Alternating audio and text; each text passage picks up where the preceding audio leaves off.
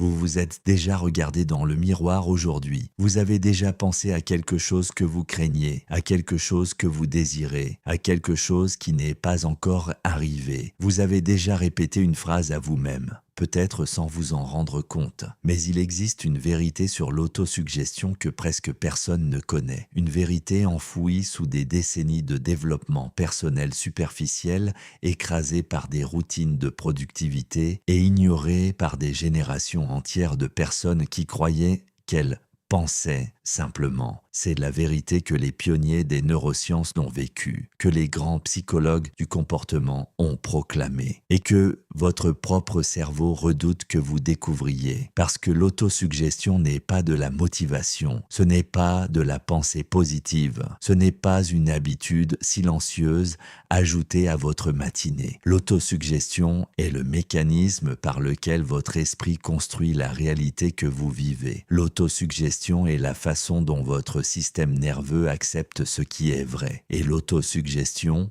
selon la science, porte un pouvoir que la plupart des gens n'ont jamais activé consciemment, parce qu'ils n'ont jamais su qu'ils l'utilisaient inconsciemment depuis toujours. Émile Coué est souvent cité dans les cercles de développement personnel, mais il est rarement compris lorsqu'il écrivit au début du XXe siècle que toute idée qui occupe l'esprit tend à se réaliser. Il ne parlait pas d'optimisme, il ne parlait pas de foi aveugle, il ne parlait pas de répéter de belles phrases jusqu'à se sentir mieux. Il décrivait un mécanisme physiologique. Il décrivait ce que les neurosciences appellent aujourd'hui la plasticité autodirigée. La capacité du cerveau à réorganiser sa propre architecture neurale en fonction des messages qu'il reçoit répétitivement de l'intérieur. Les premiers chercheurs en comportement humain le savaient. Ils traitaient l'autosuggestion avec rigueur parce qu'ils la voyaient comme le point de contact entre l'esprit conscient et le système qui gouverne tout le reste, l'inconscient. Ils comprenaient ce que beaucoup ont oublié aujourd'hui. La suggestion que vous vous donnez n'est pas une décoration mentale, c'est une instruction opérationnelle. Ce que vous vous dites n'est pas simplement le reflet de ce que vous ressentez, c'est la cause de ce que vous allez ressentir et de ce que votre système nerveux va accepter comme possible. William James, considéré comme le père de la psychologie américaine, affirmait que la plus grande découverte de sa génération était que les êtres humains pouvaient changer leur vie en changeant leurs attitudes mentales. Il ne parlait pas de posture, il parlait de langage intérieur. Ivan Pavlov a montré que le système nerveux apprend par association répétitive et ne distingue pas entre ce qui est réel et ce qui est vécu avec une intensité suffisante en interne. Lorsque vous vous répétez que vous n'êtes pas capable, votre cortex préfrontal commence à filtrer les preuves qui confirmeraient le contraire, non par mauvaise volonté, par efficacité. Le cerveau construit le monde que vous lui avez déjà décrit. Lorsque vous vous dites capable, avec précision, avec émotion, avec répétition, vous n'êtes pas naïf. Vous donnez à votre système nerveux une instruction différente de celle qu'il suivait jusqu'alors. L'autosuggestion ne change pas la façon dont vous vous sentez par rapport au monde, elle change le filtre par lequel le monde vous parvient. Mais il existe un second composant que presque tout le monde ignore, et c'est le plus puissant. L'autosuggestion n'opère pas seulement sur ce que vous dites, elle opère sur ce que vous acceptez comme vrai à votre propre sujet. Ce n'est pas la phrase que vous répétez, c'est la phrase que vous croyez en la répétant. Napoleon Hill, après avoir interviewé plus de 500 des hommes les plus prospères du début du XXe siècle, arriva à une conclusion qui le troubla profondément. Ils avaient tous, à un moment donné, décidé ce qu'ils étaient avant de le devenir. L'autosuggestion n'était pas un outil qu'ils utilisaient, c'était le sol dans lequel toute décision prenait racine. Les neurosciences modernes le confirment. Le système réticulaire activateur ascendant, le filtre de votre cerveau, sélectionne dans l'environnement exactement ce qui est cohérent avec l'identité que vous avez intériorisée. Vous ne voyez pas les opportunités qui contredisent qui vous croyez être. Vous n'entendez pas les retours qui ne s'inscrivent pas dans le récit que vous vous répétez intérieurement. Vous n'agissez pas dans des directions que votre dialogue intérieur a déjà écartées comme impossibles. Lorsque vous intériorisez une autosuggestion d'identité, non pas « je vais faire ceci », mais je suis quelqu'un qui fait ceci. Vous ne motivez pas simplement un comportement. Vous reconfigurez le filtre qui détermine ce qui est perçu comme réel. Mais c'est ici qu'émerge la vérité troublante. Les études de psychologie cognitive des 50 dernières années révèlent quelque chose que l'on enseigne rarement. La majorité des gens pratiquent l'autosuggestion de façon intense, constante et émotionnellement chargée, mais négativement, non par choix conscient, par défaut. Le cerveau humain possède un biais de négativité évolutif. Il traite les menaces avec une intensité bien supérieure à celle des récompenses. Et en l'absence de direction consciente, ce biais domine le dialogue intérieur. Les études estiment qu'entre 70% et 80% des pensées automatiques d'un adulte moyen ont un contenu négatif ou auto-limitant. Non parce que la personne est pessimiste, non parce qu'elle a vécu un traumatisme extraordinaire, non parce qu'elle est faible ou démotivée, mais pour une seule raison, personne ne lui a appris que le dialogue intérieur est programmable et que, sans programmation consciente, il tourne le code par défaut de la survie et non celui de la croissance. La faiblesse, la procrastination, l'autosabotage, dans bien des cas, ils ne sont pas entrés par la porte de la paresse ou du caractère. Ils sont entrés parce que la personne s'auto-suggérait des limitations de façon intense, répétée et émotionnelle, sans jamais réaliser qu'elle le faisait.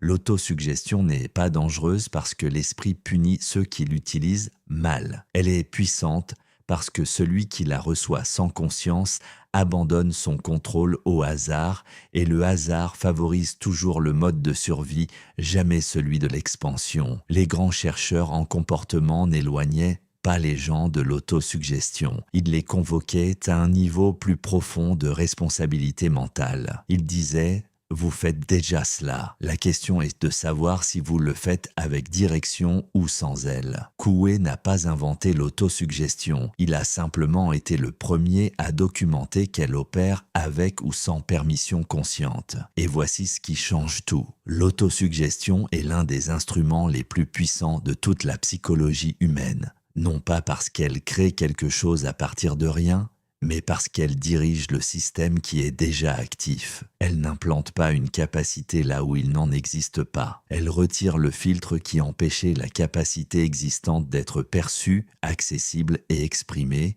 Imaginez un instant que vous vous trouvez dans un studio de diffusion en direct. La caméra est toujours allumée. Le microphone n'est jamais éteint. Tout ce que vous dites, à vous-même, sur vous-même, est diffusé en temps réel vers le seul système qui vous croit toujours, votre inconscient. Il ne questionne pas, il ne filtre pas, il ne juge pas, il reçoit, traite et commence à organiser la réalité de façon cohérente avec la diffusion. Chaque fois que vous pensez « je n'y arrive pas », la diffusion passe. Chaque fois que vous pensez « ce n'est pas pour moi », la diffusion passe. Chaque fois que vous pensez « les gens comme moi n'y arrivent jamais », la diffusion passe. Et le système répond « compris, je vais construire un monde où cela est vrai ». Mais ce même système, avec la même fidélité, la même obéissance absolue, répond lorsque la diffusion change. L'autosuggestion consciente n'est pas une tentative de tromper votre esprit. C'est vous qui prenez le contrôle de la diffusion qui était déjà en cours. Quelque chose de plus profond se produit lorsque vous laissez l'autosuggestion opérer dans l'inconscient sans direction. Quelque chose qui n'est pas visible dans le comportement immédiat, mais qui devient évident au fil des mois et des années. Le système autolimitant perd son emprise au moment où vous commencez à nommer avec précision et émotion qui vous êtes en train de devenir, parce que le cerveau ne tolère pas la contradiction très longtemps. Si vous répétez avec conviction une identité qui s'élargit et qu'en même temps vous continuez à agir de façon qui contredisent cette identité. Une tension cognitive surgit et force une résolution, et cette résolution favorise presque toujours la répétition la plus intense et la plus fréquente. C'est pourquoi les systèmes qui profitent de votre passivité, la consommation compulsive, la comparaison sociale, le cycle de la distraction, travaillent précisément à maintenir l'autosuggestion superficielle et inconsciente. Plus votre relation avec votre dialogue intérieur est superficielle, plus il est facile de remplir cet espace avec de la suggestion extérieure. La personne qui apprend à conduire son autosuggestion avec intention devient progressivement moins manipulable. Non pas par force de volonté, mais parce que le filtre intérieur a été calibré par elle-même. Imaginez-vous dans un moment de silence, le matin, le soir, n'importe quelle vraie pause. Imaginez-vous formuler avec précision et émotion qui vous êtes en train de devenir. Non pas « je veux être discipliné », mais « je suis quelqu'un qui honore ses engagements envers lui-même ». Non pas « je vais avoir plus confiance en moi », mais je me dirige vers l'inconfort parce que je fais confiance à ma capacité d'apprendre. Imaginez-vous recevoir cette affirmation, non pas faiblement, non pas comme un rituel vide, mais avec la conscience que vous reprogrammez activement le filtre qui détermine ce que vous percevez, ce que vous croyez possible et la façon dont vous agissez. Ce n'est pas un moment d'espoir que les choses changent. C'est un moment d'action sur la vérité que votre esprit construit déjà quelque chose et que vous décidez maintenant quoi. Chaque fois que vous pratiquez l'autosuggestion dirigée, vous affaiblissez le signal du mode survie et renforcez le signal du mode expansion. Chaque fois que vous nommez avec émotion qui vous devenez, vous envoyez à votre système réticulaire un nouveau critère de filtrage. Chaque fois que vous faites cela avec constance, le monde autour de vous commence à sembler différent. Non pas parce qu'il a changé, mais parce que le filtre par lequel vous le voyez